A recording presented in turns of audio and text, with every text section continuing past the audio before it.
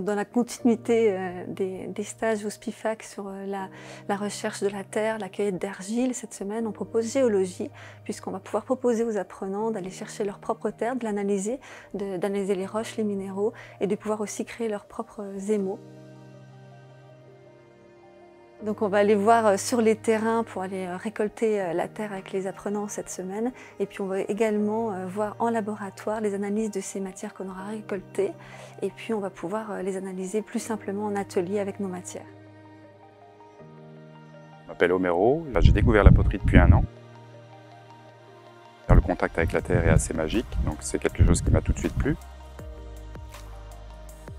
Et là, j'aspire à travers ce stage à trouver dans la nature, en fait, au plus proche de moi, les matières premières pour pouvoir faire mes pièces. Donc le stage nous a permis de comprendre déjà comment se formaient les différentes roches, comment lire une carte aussi, puisque c'est pas toujours facile, et puis du coup en déduire où on peut éventuellement trouver les argiles.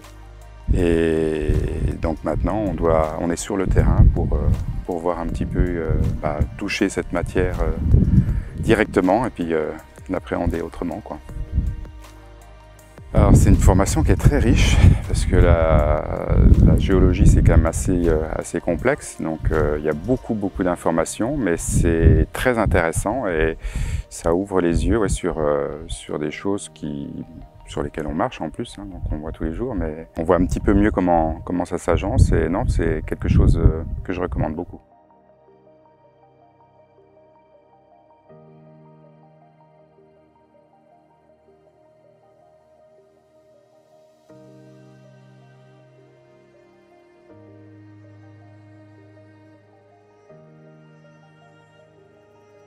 Michel Catlino, je suis directeur de recherche au CNRS. Je travaille sur les gisements minéraux, en particulier sur les altérations, qui donnent lieu à la formation des argiles. Donc les argiles, c'est le trait commun avec les céramistes. C'est la raison pour laquelle j'enseigne donc la cristallochimie, notamment, et la chimie des argiles au SPIFAC. Alors au SPIFAC, j'ai réenseigné, je dirais, des rudiments de minéralogie, c'est-à-dire expliquer comment les minéraux sont constitués et comment tout ça s'arrange dans l'espace, notamment dans les argiles, où c'est un petit peu compliqué.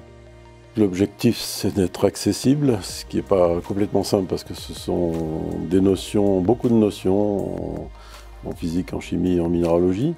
Mais j'ai essayé de les rendre accessibles pour qu'un céramiste qui commence puisse avoir au moins des idées du milieu dans lequel il se trouve. Est-ce que éventuellement il peut trouver des argiles à proximité, les étudier de manière initialement rudimentaire, mais au moins les caractériser à l'œil ou par chimie, pour pouvoir après travailler dessus.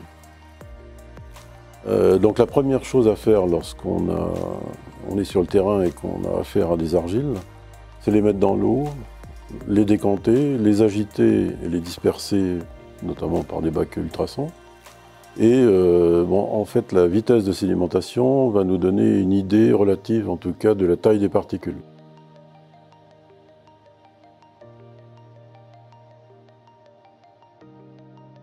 Enseigner au SPIFAC à des apprenants céramistes, pour moi, c'est à la fois un challenge parce qu'il faut que je me mette au niveau, mais c'est particulièrement intéressant parce que je pratique la céramique depuis une vingtaine d'années et transmettre mon savoir en minéralogie est tout à fait un but tout à fait louable pour moi, afin que les céramistes aient une base minimale avant de commencer.